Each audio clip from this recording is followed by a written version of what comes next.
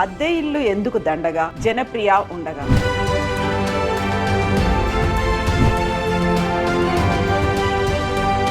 నలభై ఏళ్లలో 40,000 ఇళ్లను మధ్యతరగతి వాళ్ళకి అందించింది జనప్రియ గ్రూప్స్.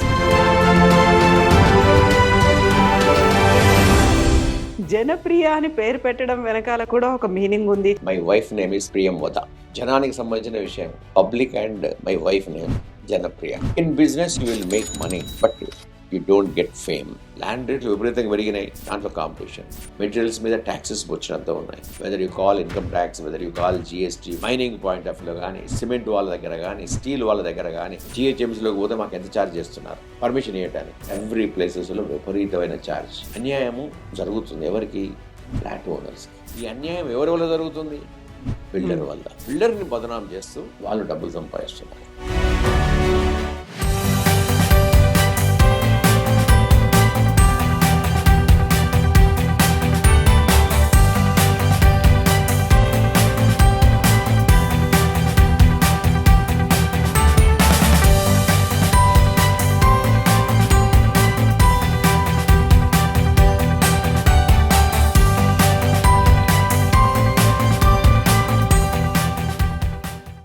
నమస్తే, నేను Kavitha. Welcome to I dream.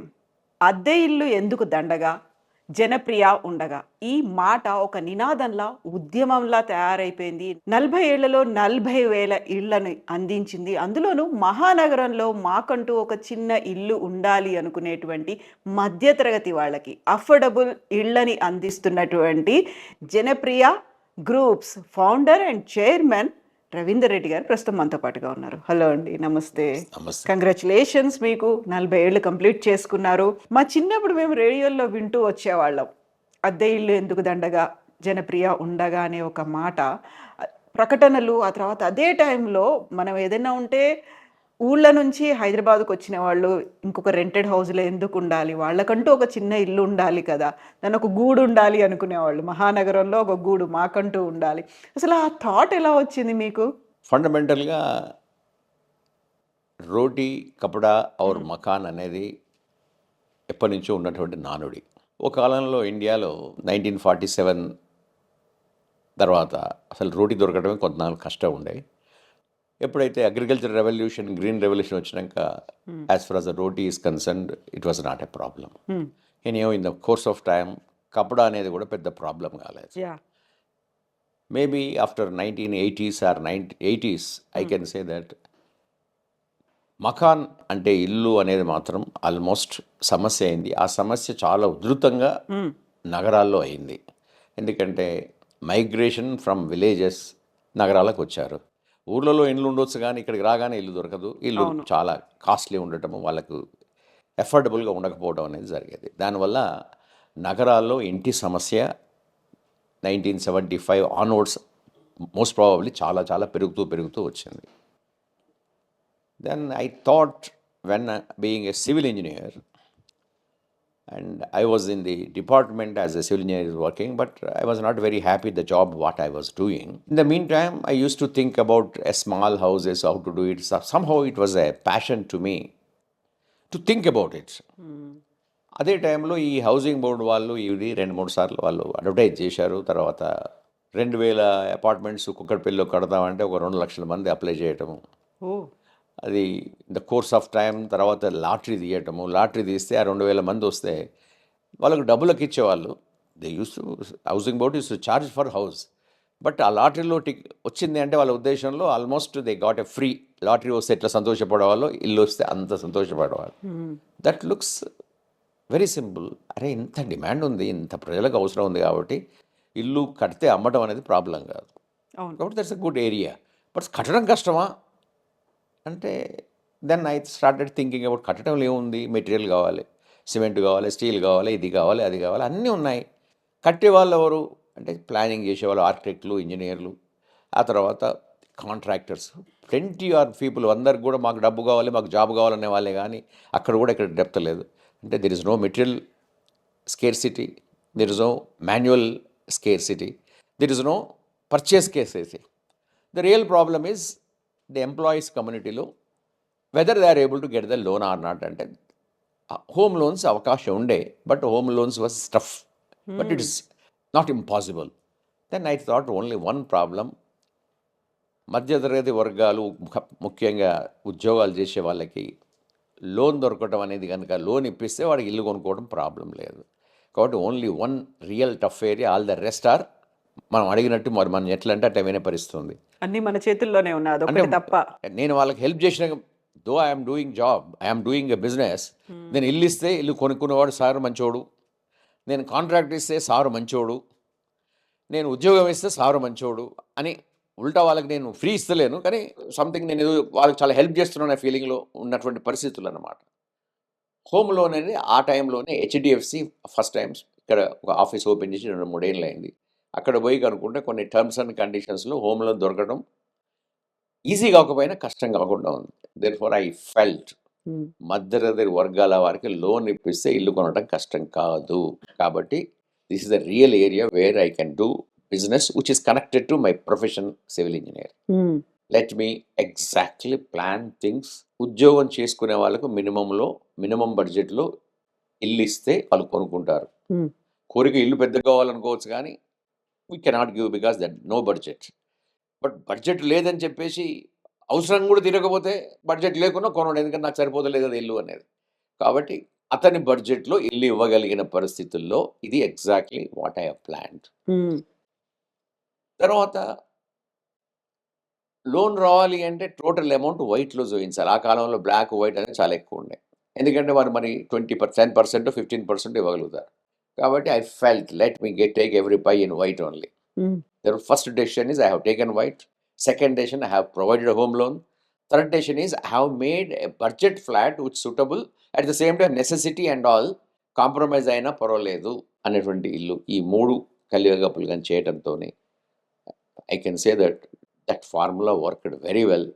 And as I told you, the people who purchased మా దగ్గర నుంచి వాళ్ళ ఉద్దేశంలో నేను వాళ్ళకి హెల్ప్ చేసినట్టుగా భావించారు ఆ కాలంలో, నాట్ ఇప్పుడు కాదు. ప్రతి దగ్గర ఎవ్రీథింగ్ ఈజ్ వెరీ గుడ్. కాబట్టి instant success I can say that. అందులోనూ మీరు సెలెక్ట్ చేసుకున్నటువంటి ఏరియాస్ కూడా ఎక్కడో నూకెన్ కార్నర్ విలేజ్లోనో అవుట్స్కట్స్లోనో అలా కాకుండా most demanding in near future ఉండబోతోంది, ఇక్కడ దీని చుట్టూ సిటీ డెవలప్ అవుతుంది అని భావించినటువంటి ప్లేసెస్లోనే కదా వెరీ ఫస్ట్ కొత్తపేటలో స్టార్ట్ చేశారు మీరు. అంటే బేసికల్గా ఎన్ని మాట్లాడినా కూడా మనము తక్కువ ధరలో వస్తుందని చెప్పేసి ఎక్కడికో పోతే వానికి స్కూటర్ ఉందా, సైకిల్ ఉందా, ఆ కాలంలో స్కూటర్ కూడా సరిగ్గా లేదు, బస్ ఫెసిలిటీస్ బస్ ఫెసిలిటీస్. కాబట్టి అతనికి డే టు డేలే ఇన్కన్వీనియన్స్ అయితే పిల్లల చదువులోకి ఇన్కన్వీనియన్స్, ఇంట్లో హౌస్ వైఫ్ మార్కెటింగ్ ఇన్కన్వీనియన్స్, ఏదైనా పోయి షాప్లో కొనుక్కోవాలన్నా కూడా ఇతనికి ఉద్యోగానికి ఇవన్నీ ఉండడం కరెక్ట్. కాబట్టి మినిమం కష్టం కావచ్చు. I'm not saying that locations were in those days ఇదేదో చాలా మంచి లొకేషన్ కాకుండా పర్వాలేదు, నేను కష్టపడి అన్నీ చేసుకోగలుగుతాను. పిల్లలకు చదువు విషయంలో ప్రాబ్లం కష్టమైద్ది కానీ చేయగలుగుతాను. నాకు బస్సు కొద్దిగా దూరం అయినా పర్వాలేదు, పోగలుగుతాను. ఏమైనా వస్తువులు కొనుక్కోవాలి హౌస్ వైఫ్ అనుకున్నా కూడా ఒక 5 నిమిషాలు 10 నిమిషాలు నడిస్తేనో లేకపోతే పోతే చేయగలుగుతాను. అందుకని రీజనబుల్ సెమీ డెవలప్డ్ ఏరియా ఆ కాలంలో, not developed area but futuristic area. మీకు ఒక ఆలోచన వచ్చింది, జనప్రియాన్ని నేను స్టార్ట్ చేయాలి అనుకున్నాను. అప్పటి నుంచి టిల్ డేట్ 40 years ఒక్కసారి వెనక్కి తిరిగి చూసుకుంటే వచ్చే కొన్ని మెమరీస్ ఉంటాయి, కొన్ని నాస్టాలజిక్ మూమెంట్స్ ఉంటాయి, కొంతమంది ఎమోషనల్గా మీతో కనెక్ట్ అయ్యి ఉంటారు. ఏమనిపిస్తుంది ఈ ప్లేస్లో మీరు ఇప్పుడు కూర్చున్న తర్వాత? సోషల్లీ నార్మల్గా ఏంటంటే బిజినెస్ చేసే వాళ్ళకి సొసైటీ ఏమంటది, ఏదో బిజినెస్ చేస్తున్నాడు సంపాదించుకున్నాడు అని చెప్తారు. బట్ లక్కీలీ నా ప్రొఫెషన్ సివిల్ ఇంజనీరింగ్, నేను వచ్చింది కన్స్ట్రక్షన్ లైన్లో, నేను ఇచ్చింది affordable housing. By virtue of affordable housing in the last 40 years, definitely Janapriya and Janapriya Ravinder Reddy both, they have been, society made me to put a different place.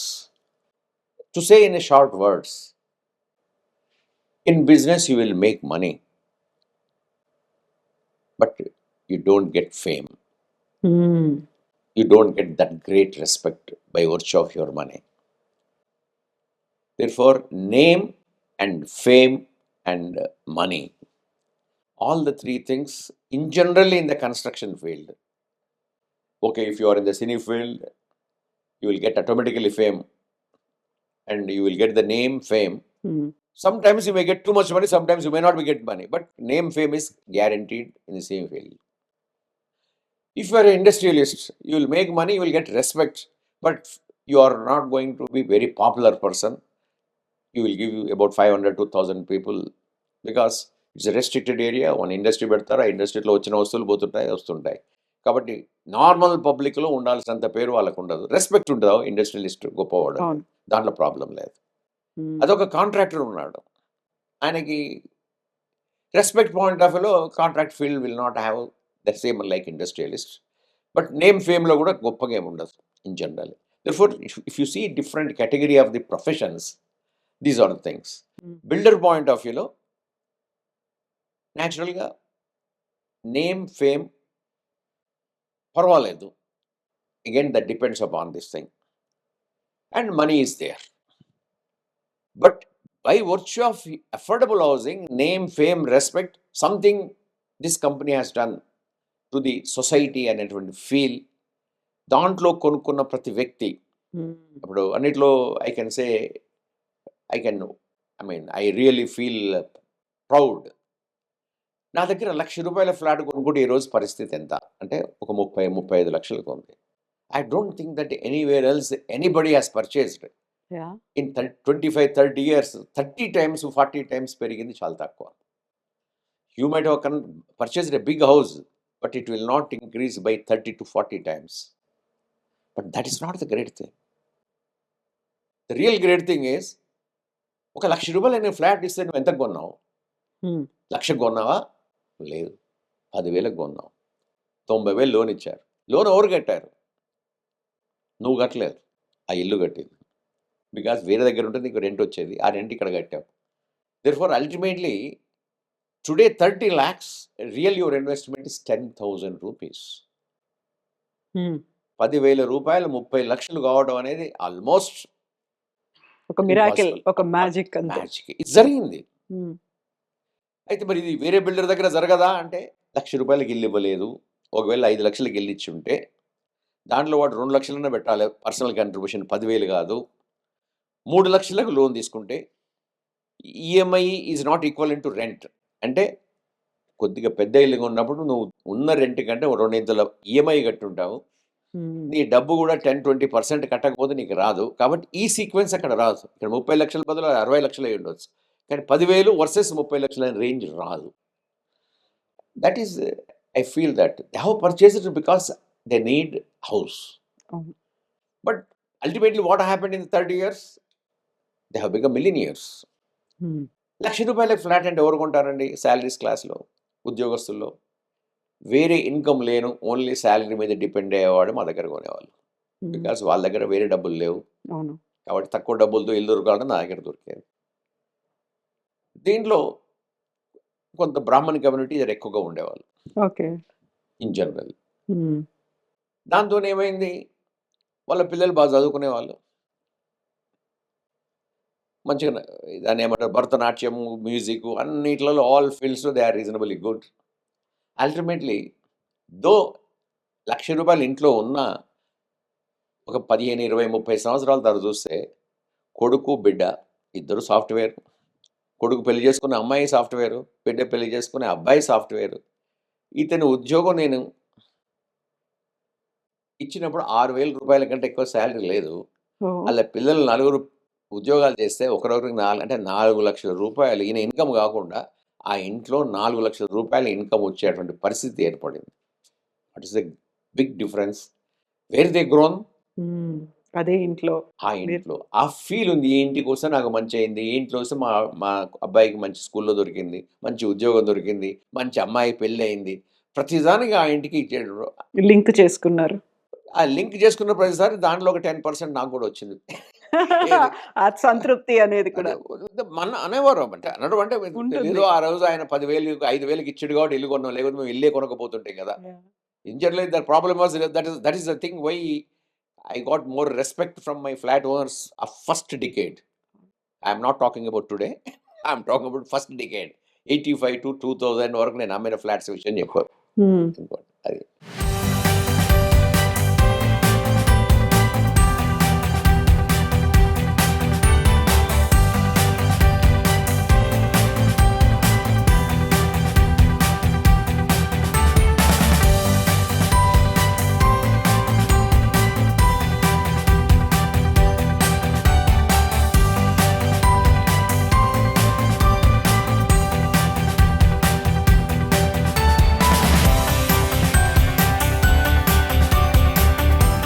I welcome you all to the 40th anniversary of Janapriya and now Janapriya Upscale. I cannot stop there to feel about it, but I feel myself until my last breath I am not old.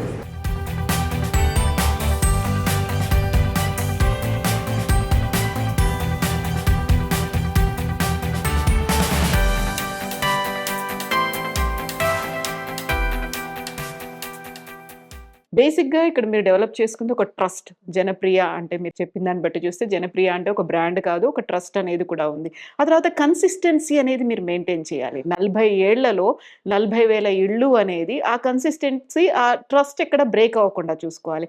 మీరేం follow అవుతారు దానికోసం? నా ఇల్లు ఎలా కడుతున్నాను, నేను flat size ఎంత ఇస్తున్నాను, దట్ ఇస్ నాట్ ఇంపార్టెంట్. నాకు డబ్బు ఎవరిస్తున్నారు, నేను ఎవరి కోసం ఇల్లు కడుతున్నాను, దట్ ఈస్ ఇంపార్టెంట్. అంటే నేను టార్గెట్ చేసింది మిడిల్ క్లాస్ ఎంప్లాయీస్ కమ్యూనిటీ. ఆ కాలంలో 6,000 శాలరీ అంటే గొప్ప, ఇప్పుడు 60,000 శాలరీ అంటే మామూలు. 6,000 నుంచి 60,000కు టార్గెట్ గ్రూప్ ఇస్ సేమ్. హ్మ్. పోయినప్పుడు వాళ్ళకి అవసరం ఏంటి, ఈ 60,000 వ్యక్తులకు ఈ రోజు అవసరమైంది, వాళ్ళ అవసరానికి తద్గుణంగా మారటమే మేము చేసినటువంటి ఎఫర్ట్. సో, యూజువల్‌గా ఎవరు సక్సెస్ మంత్ర అంటే ఏంటి? ఆ సీక్రెట్‌ని షేర్ చేసుకోరు కదా! మీరు చెప్తారా? ఇక్కడ ట్రస్ట్ అనేది చాలా ముఖ్యం. There are 2 types of trust is required. The people who are buying from you, they should believe you. Hmm. The people who are giving land to you, they should believe you. Exactly. దాన్నెక్కడ destroy చేయలేదు. దాన్ని ప్రాపర్‌గా use చేశారు అనేది. If one land lord comes, if I talk, అరే ఈయన ఇంత ఓపెన్గా ఇన్నోసెంట్గా అన్నీ చెప్పేస్తున్నట్టు మంచివాడు కదా, హ్మ్. నేను మంచివాడు అని కూడా ఆయన నాకు ల్యాండ్ ఇస్తాడా ఇవ్వడా? That's what happen. వేరే వాడు నాకంటే మంచి ఆఫర్ ఇచ్చినా కూడా వాడు మంచోళ్ళలా కనపడుతున్నాడు. రవీంద్ర రెడ్డి గారు అయితే స్ట్రేట్ ఫార్వర్డ్ కనపడుతున్నాడు. బికాజ్ ఇంత పెద్ద కాస్ట్లీ ల్యాండ్ నేను పోయి వాడికి ఇచ్చేసి నాకు 10,000 రూపాయలు ఎక్కువ వచ్చినా పర్వాలేదు, కానీ ఆ 10 వస్తే రావు నాకు తెలియదు, ఈయనకి ఇస్తే better. That means your straight forwardness has created a trust among the prospective land owners who sold to me. Even when I go to the few flat owners association, వీళ్ళు కానీ ఇది attitude first, what I'm trying to say. Hmm. పెద్ద దాచుకొని మాట్లాడేది ఏం లేదు, అన్నీ చెప్తున్నాడు అంటే దే విల్ గివ్ చాలా lot of weightage. Straight forward it may give some loss to you, hmm. but definitely it will give lot of respect or so many things will come. Only problem is నేను చెప్పినా people నమ్మినా మాతోని కాదరా బాబు ఇది రవీంద్ర రెడ్డి చేయగలుగుతారని చాలామంది ఇంట్లోకి రాలే. ఆ చిన్న హ్మ్. చిన్న ఫ్లాట్స్ కట్టి వాళ్ళతో గొడవ పెట్టుకుంటాడు, 2,000 అంటాడు, 2,000 అంటారు, వాళ్ళ అసోసియేషన్లు పెట్టుకుంటారు, ధర్నాలు చేస్తారు, మాట అంటారు, ఇది అంటారు. ఈ లేనిపోయింది ₹1,00,00,000 కట్టేసి ఇంత లాభం వస్తుంది, దాంట్లో లాభం తక్కువ, ప్రాబ్లం ఎక్కువ, ఇంతమందికి లోన్లు ఇప్పియాలి, ఇంతమందికి ఇది ఇప్పియాలి. There is lot of effort out of it. Hmm. Hmm. ఇంత ఎఫర్ట్ మాకు ఎందుకు కనబడాలి, మళ్ళీ అన్ని అయినాక కూడా ఏ చిన్న ప్రాబ్లం వచ్చినా, బికాస్ డీలింగ్ విత్ ఒక ₹1,00,00,000 ఫ్లాట్ అమ్మే ఫ్లాట్ ఓనర్కి 30 లక్షల ఫ్లాట్ ఓనర్ని ఎవరిని ఈజీగా డీల్ చేయొచ్చు, ₹1,00,00,000 వ్యక్తిని డీల్ చేయొచ్చు. 30 లక్షల వ్యక్తిని డీల్ చేయటం కష్టం. కష్టం అంటే ఈస్ హార్డ్ అండ్ మనీ మొత్తం మన దగ్గర పెడతారు. ఆ చిన్న ప్రాబ్లం వచ్చినా వాడు లోపల పరిశ్రమ అవుతాడు, బిల్డర్ నాకు అన్యాయం చేసిన ఫీలింగ్ ఉంటుంది. హ్మ్. ఇక్కడ నేను లాభం తక్కువ తీసుకుంటాను కాబట్టి వాడు ఏది చెప్తుంది నేను మార్చలేను కొన్నిసార్లు. అక్కడ ₹1,00,00,000 అమ్మినప్పుడు I have got more margin, ఏమైనా any problem don't worry sir, నేను చేస్తాను సార్ అని చేస్తాను. ప్రయారిటీ ఇచ్చేస్తారు అక్కడ. You have got the money to do it. Here I don't have that much money because I have taken less margin, less profitability. తర్వాత అక్కడ the way he feels, నేనైతే కొంత చేస్తాను సార్, నేను చేయలేను, మిగతా నువ్వు చేసుకో అంటే డబ్బు ఉన్నవాడు చేసుకుంటాడు. ఇక్కడ నువ్వు చేసుకో అని చెప్పగానే definitely feels very bad about it. Hmm. These are the problems. Ultimately end of the day problems ఉంటాయి, ఒక్కొక్క బిజినెస్లో ఒక రకమైనవి. బూన్ అనేదంటే దానికి కంప్లీట్‌గా రియల్ ఎస్టేట్ బూన్ అనేదే వస్తుంది. ఇంక దేనికి ఇంతలా మనం వాడుకోము. అందులోనూ విపరీతమైనటువంటి ప్రాఫిట్స్ ఉంటాయి. బోలెడంత మార్జిన్‌కి అమ్ముకుంటారు. అసలు ఒక్కొక్క స్టేజ్‌లో రియల్ ఎస్టేట్ అంటే చూడ్డానికి కూడా భయపడేటువంటి పరిస్థితులు. ఆ తర్వాత మెల్లిమెల్లిగా ఇప్పుడు కార్పొరేట్ స్థాయి అంతా వచ్చేసింది. ఇంటర్నేషనల్‌గా ఉన్నటువంటి బ్రాండ్స్ కూడా మన దగ్గరకొచ్చి ఇక్కడ కన్‌స్ట్రక్షన్ బిజినెస్‌లోకి ఎంటర్ అయ్యారు. ఇవన్నీ అయిన తర్వాత డిడ్ యూ ఎవర్ ఫెల్ట్ ఒక కాంపిటీషన్ లాగా ఏమన్నా ఫీల్ అయిండ్రా మీరు? డెఫినెట్గా there is a competition, there is no doubt about it. Competition ఉన్నా some reasons are other I should thank the society, I thank the people. Hmm. By virtue of my 40 years legacy cum brand, particularly నా కంపెనీకి కష్టం కలగలేదు. Okay. It may not be same for every builder. As for as I'm concern కలగలేదు. అంటే hot cake కాకపోయినా నాకు వాళ్ళందరి competition వల్ల సమస్య వచ్చిందనేది ఎప్పుడు రాలేదు. నాకు ఎప్పుడు సేల్స్ దగ్గర పెద్ద ప్రాబ్లం రాలేదు, ఇప్పటికీ లేదు. సో 40 ఏళ్లలో మీరు ఎంత సంపాదించి ఉంటారు? నేను అనేది అభిమానాన్ని, ట్రస్ట్‌ని ఇది కాకుండా రియల్ ఎస్టేట్ అనగానే బోలెడంత డబ్బు ఉంటుంది అనేది కనిపిస్తుంది కదా అక్కడ. 2 అడగాల మీరు, సంపాదనతో పాటు ఎన్ని అప్పులు చేశారు? అది కూడా ఉందా? అందరూ మాట్లాడతారు, ఆ! రవీందర్ రెడ్డి గారు మీరు 2000, 2005 వరకు ఎప్పుడు చూసినా మీ పేరు కలగబడేది. 2005 నుంచి ఈ లాస్ట్ 20 ఇయర్స్‌లో 15 ఇయర్స్‌లో వినబడాల్సింది వింటలేరు. ఇప్పుడు మీరు ఎవరు వచ్చినా సరే నా చిన్నప్పుడు ఇట్లా మాట్లాడు, నా అవును. చిన్నప్పుడు మరి అవును. ఇప్పుడు ఎందుకు మాట్లాడతలేరు?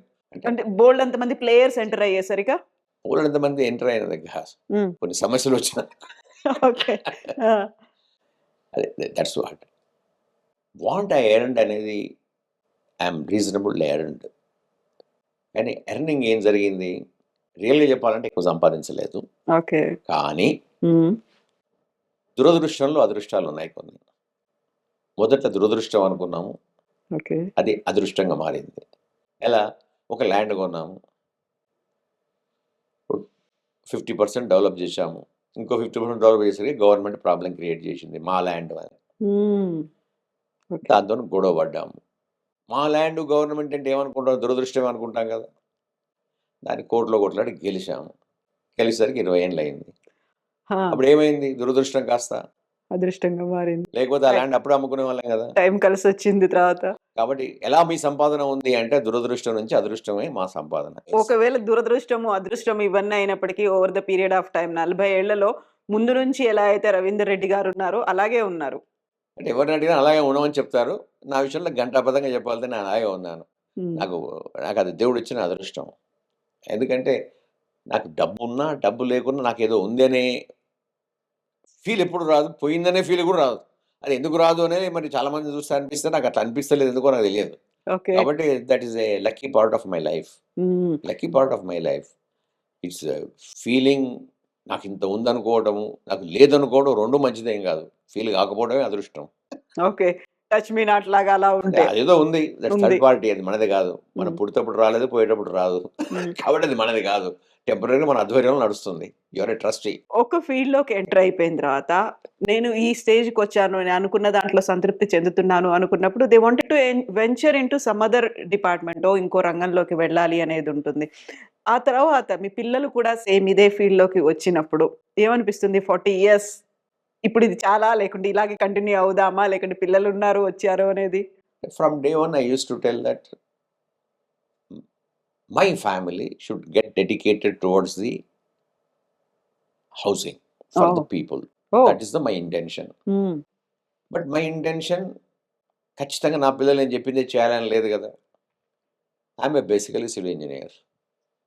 మా పెద్దవాడు సివిల్ ఇంజనీర్. మా హ్మ్. రెండోవాడు సివిల్ ఇంజనీర్. ఓహ్! కావాలని చదివించారా? వాళ్ళ ఇంట్రెస్ట్ ఉందా? కావాలని చదివించాల్సిన పరిస్థితి వాళ్ళు కల్పించలేదు. వాళ్ళు చదవనుంటే ఏం చెప్పేవారో నాకు కూడా తెలియదు. ఆ! తర్వాత వాళ్ళు నా బిజినెస్ రా అని నేను చెప్పలేదు, ఓకే. వద్దని అనలేదు, వచ్చారు. హ్మ్. ఇప్పుడు వాళ్ళే చూస్తున్నారు, నేను కాదు. చెప్పేది ఏంటంటే already second generation is started. Hoping that third generation also have got now 3 oh! Wow! Grand Sons. హుహు. అలా చిన్నపిల్లలు. హ్మ్. వాళ్ళు కూడా ఇదే ఫీల్డ్‌కి రావాలని నేను కోరుకుంటున్నాను. ఓకే. That's great. నేను కోరుకుంటున్నాను. ఎందుకంటే there are so many positive factors in this line. People wanted name and fame. Hmm. నేను ఎక్కడో వెళ్ళి ఒక పెద్ద ప్రాజెక్ట్ పెడితే ఎవడికి కనపడుతుందండి? ఇక్కడ అది కాదే. చాలామంది అపోహ ఎలా ఉంటుందంటే, ఇప్పుడు మీరున్నారు. రవీందర్ రెడ్డి గారు 30, 40 ఏళ్ల నుంచి కడుతున్నారు అంటే ఎంత పెద్ద రిచ్ అనుకుంటారు. ఎందుకు అనుకుంటారు? ఆ రోడ్డు మీద పోతే అక్కడ ఒకటి 500 ఫ్లాట్లు కనపడుతుంది. మీరు మర్చిపోతారు 500 ఫ్లాట్లు నాయి కావని. అరే! ఆయన కట్టాడంటే ఆయనే ఏమో, అంటే ఆయనకి ఎంతుందో దీంట్లో అని. ఎక్కడ చూసినా నాయి కనపడ్డాయి అనుకోండి. What feel people will get?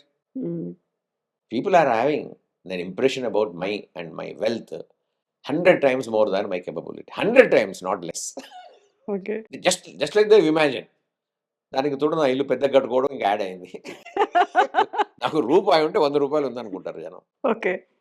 People ఒక 5,00,00,000 ఉన్నాయి, 50,00,00,000 ఉన్నాయి. 5 తర్వాత 50 మీ 45కి ఏమైనా వాల్యూ ఉందా పెద్ద?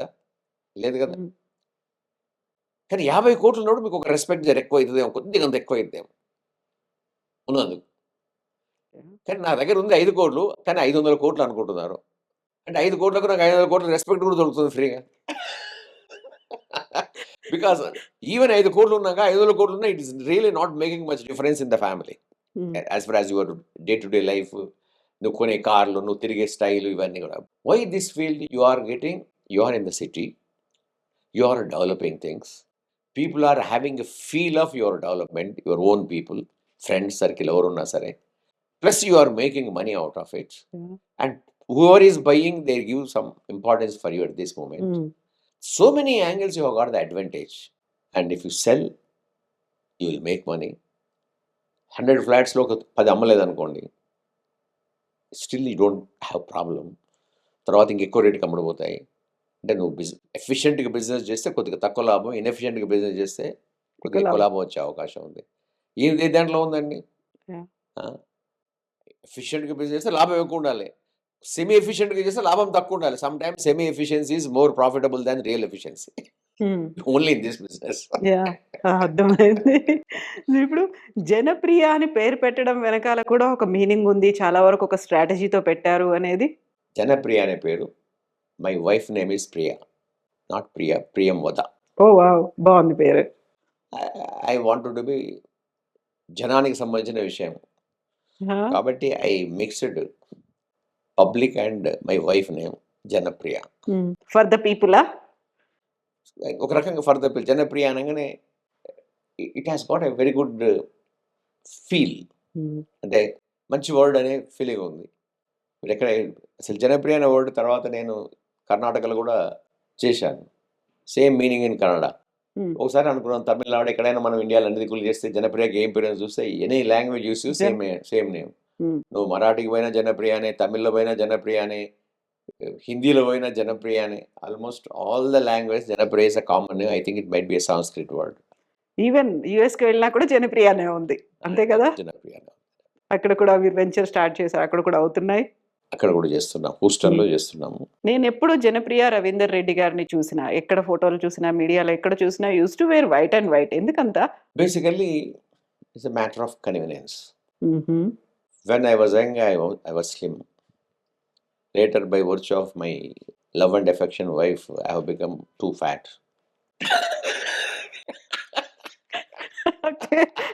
Okay.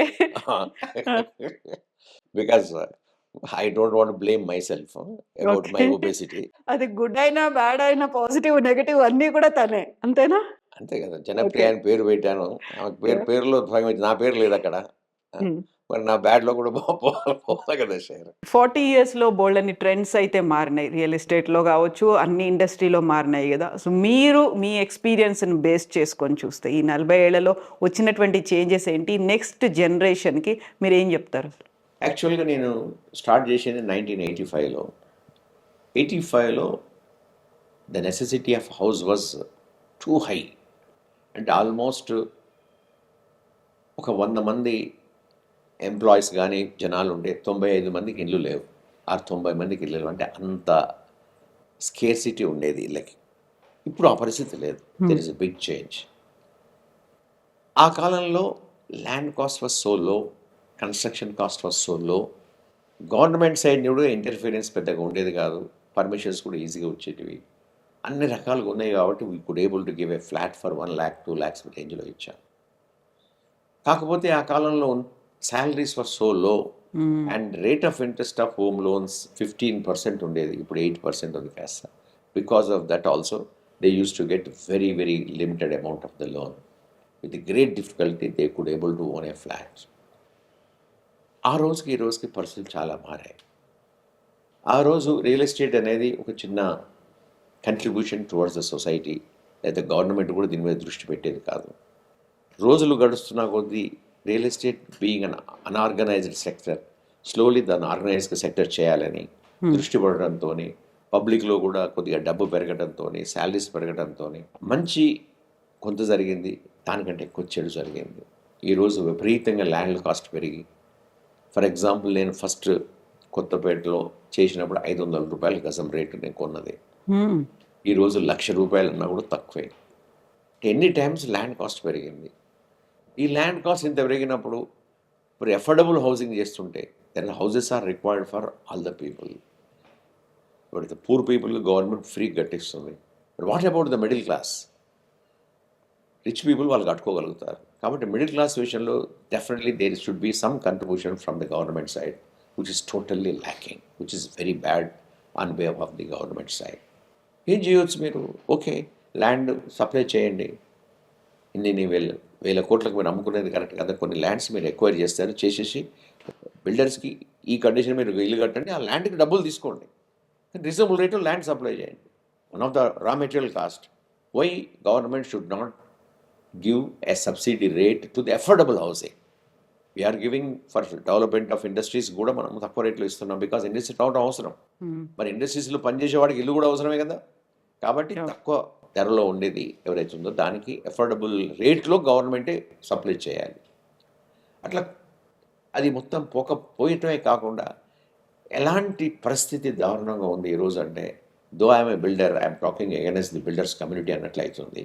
ఒక ఫ్లాట్ ఓనర్ని, flat owner is suppose to be our god, because is the person who is supplying money to us. That money is the creation of all the things.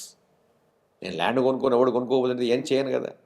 ఇవన్నిటికీ మూలము flat owner buying. Flat owner ఎందుకు కొనుక్కుంటాడు? నేను ఆ ఇంట్లో నా జీవితాన్ని గడపాలనే ఉద్దేశం కొనుక్కుంటాడు. వాడికి డబ్బు లోన్ వస్తుంది కాబట్టి కొనుక్కుంటాడు. Therefore loan rate of interest ఎంతో కొంత తగ్గింది, పర్వాలేదు. కానీ వాడు కొనుక్కునే స్తోమత నుంచి ఇళ్ళ ధరలు ఎలా పెరిగినాయి, విపరీతంగా పెరిగాయి. ఈ పెరగడానికి కారణాలు ఎవరు? గవర్నమెంట్. ల్యాండ్ రేట్లు విపరీతంగా పెరిగినాయి, దాంట్లో కాంపిటీషన్. కన్స్ట్రక్షన్లో మెటీరియల్స్ మీద ట్యాక్సెస్ వచ్చినంత ఉన్నాయి. అట్లనే so many places government instead of, గవర్నమెంటే కాదు, taxes, whether you call income tax, whether you call GST, whether you call government దగ్గర నుంచి మీరు ఇప్పుడు మేము మెటల్ కొంటాము, మైనింగ్ పాయింట్ ఆఫ్ వ్యూలో కానీ, సిమెంట్ వాళ్ళ దగ్గర కానీ, స్టీల్ వాళ్ళ దగ్గర కానీ, గవర్నమెంట్ జిహెచ్ఎంసీలోకి పోతే మాకు ఎంత ఛార్జ్ చేస్తున్నారు పర్మిషన్ ఇవ్వటానికి. అన్ని ప్లేసెస్లో, ఎవ్రీ ప్లేసెస్లో విపరీతమైన ఛార్జ్. ఎందుకు జరుగుతుంది ఇది? అన్యాయము జరుగుతుంది. ఎవరికి? ఫ్లాట్ ఓనర్స్కి. ఈ అన్యాయం ఎవరి వల్ల జరుగుతుంది? బిల్డర్ వల్ల. అంటే బిల్డర్ చేస్తున్నాడా? బిల్డర్ చేయటం లేదు. బిల్డర్ ముఖం చూయించి నేను బిల్డర్కి వేస్తున్నా, మీకు వేస్తలేము, ఛార్జీలు అన్నీ బిల్డర్ మీద పడుతున్నాయి. జిహెచ్ఎంసీకి ఎవరు కడుతున్నారు? బిల్డర్ కడుతున్నాడు. సిమెంట్ ఎవడు కొంటున్నాడు? బిల్డర్ కొంటున్నాడు. ల్యాండ్ ఎవరిది కొంటున్నాడు? బిల్డర్ కొంటున్నాడు. అన్ని బిల్డర్ కొంటున్నాడు. మీకేంటా అంటాడు. కానీ ఇప్పుడు బిల్డర్ ఏం చేస్తున్నాడు? మీ అందరి దగ్గర ఎక్కువ ధరలో కొని ఇంకా ఎక్కువగా అమ్ముతా అంటున్నాడు. కాబట్టి బిల్డర్ని బదనాం చేస్తూ వాళ్ళు డబ్బులు సంపాదిస్తున్నారు. అల్టిమేట్ సఫరర్ ఎవరు? 100% ఫ్లాట్ ఓనర్. మరి ఈ దేశంలో ఇంతమంది జనాభా ఉంటే వాళ్ళందరికీ ఇల్లు రావాలంటే వాడికి అతి కష్టం మీద 50 లక్షలు ఇల్లు, అన్ని కోటి రూపాయలు ఉంటే 50 లక్షలు ఉంటే ఎటుపోవాలి? 50 లక్షలకి sell big amount in this country. Therefore affordable housing అనే దాని మీద ఇన్ జనరలైజ్ చేయకుండా ఇన్ పర్టికులర్ చేసి government has to give a special attention how to make affordable to the middle class people కమ్యూనిటీకి కొన్ని రకాల ఇల్లు చేయాలి. ఆ రోజు మాకు మేము చేయగలిగాం, ఈరోజు ఆ దమ్ము లేదు మా దగ్గర. ఎందుకంటే ఇన్ని రేట్లు వచ్చేసరికి మేము కూడా పెంచాల్సి వచ్చింది. I am not definitely happy the way I use to give up to 2000. Today I'm not able to give. There is a big change. తర్వాత దీంట్లో రోజు రోజుకి రూల్స్ని క్లిష్టతరం చేయటం వల్ల so many builders have joined. So many builders are started the work. Today, స్లోగా చిన్న బిల్డర్స్ అందరూ వ్యానిష్ అయిపోయే పరిస్థితికి వచ్చి చాలా పెద్ద పెద్ద బిల్డర్లు మాత్రమే సస్టైన్ అయ్యే పరిస్థితులు కల్పిస్తున్నారు. That is one way good, one way very bad. Number of builders who are capable of constructing becomes less number, which is going to be a harm to the society. The way few cement companies many ఉండే మెల్లమెల్లగా few people చేతిలోకి వెళ్ళిపోతున్నాయి. ఇప్పుడు 4-5 కంటే ఎక్కలేరు. ఈ 4 కలిస్తే వాడు ఇష్టం వచ్చే రేటు కంటే మనం కొనుక్కోక తప్పదు. That is called cartel. Already many times builders complaint చేసిండు, సార్ సిమెంట్ వాళ్ళందరూ కలిసి మాకు రేట్లు పెంచుతున్నారని. Same thing may happen in future. These 5 or 10 builders అందరూ కుమ్మకి ఏ రేటు కన్నా తక్కువ అమ్మవుతుందంటే యూఆర్ డిక్టేటింగ్ దట్ చిన్నవాడిని రాలేదు పెద్ద. కాబట్టి ద గవర్నమెంట్ డ్యూటీ ఏంటంటే, యాజ్ ఫర్ ద లా, ఈ కార్టెల్ కాకుండా చూసే బాధ్యత దానికి లా ఉంది. What is the good is ambience, buildings చాలా బాగా వస్తున్నాయి, కన్స్ట్రక్షన్ క్వాలిటీ చాలా ఇంప్రూవ్ అయింది, ఫెసిలిటీస్ బ్రహ్మాండంగా వచ్చినాయి. దెర్ ఆర్ గేటెడ్ కమ్యూనిటీస్, పెద్ద మంచి అపార్ట్మెంట్స్. అసలు హైదరాబాద్ అంటే it's a something different from the many cities అనే లెవెల్ వచ్చాయి. ఇన్ఫ్రాస్ట్రక్చర్ గవర్నమెంట్ కూడా బాగానే డెవలప్ చేసింది. There is a sea change from 85 to 2025. I definitely appreciate whatever the efforts has government done in terms of infrastructure, but it requires much more. The way buildings have come, the contribution of builders towards a different type of great buildings, we should appreciate the builders community also. In spite of all the odds, there is nothing that the government is giving any encouragement, or the builders are doing on their own by virtue of whatever it is. That way, today real estate is, after coming RERA, real estate is slowly becoming more organized and regular and more law binding. These are all now HYDRAA లాంటిది వచ్చేది. హైడ్రా రావడం అనేది కూడా చాలా కుంటలు, చెరువులు ఇవన్నిటిని protect కాపాడటం అంటే ఏంటి, you are enhancing ground water level. Enhancing ground water level అంటే ఏంటి, చెట్ల నుంచి ఏర్లు కిందికి పోతే నీళ్లు పైకి వస్తాయి, ఆ ఏర్లకు నీళ్లు దొరికితే చెట్లు చాలా పెరుగుతాయి, చెట్లు పెరిగితే పొల్యూషన్ తగ్గుతుంది. కాబట్టి హైడ్రాకి పొల్యూషన్కి చాలా డైరెక్ట్ సంబంధం ఉంది. హైడ్రాకి మనకు మంచినీళ్ళు దొరకాలి, ఎండాకాలంలో ఉంటాయి, సడన్గా బోర్ వేసుకుంటే దొరుకుతాయి. కాబట్టి ఎన్నో కుంటలు, చెరువులు ఉన్నటువంటి హైదరాబాద్ మహానగరంలో అవన్నీ మూసుకుపోవడం మంచిది కాదు. డెఫినెట్గా కొందరికి కష్టాలు ఉన్నాయి, దాంట్లో మేము కూడా సఫర్ కావచ్చు. I'm not denying somewhere, but in the interest of the society, what present government is doing, present CM is doing as far as the Hydra is concerned, it is an excellent job. That's a good thing. That needs a special attention. Anyhow, in future, real estate will become much more organized, and real estate is going to become much more important in the GDP of country.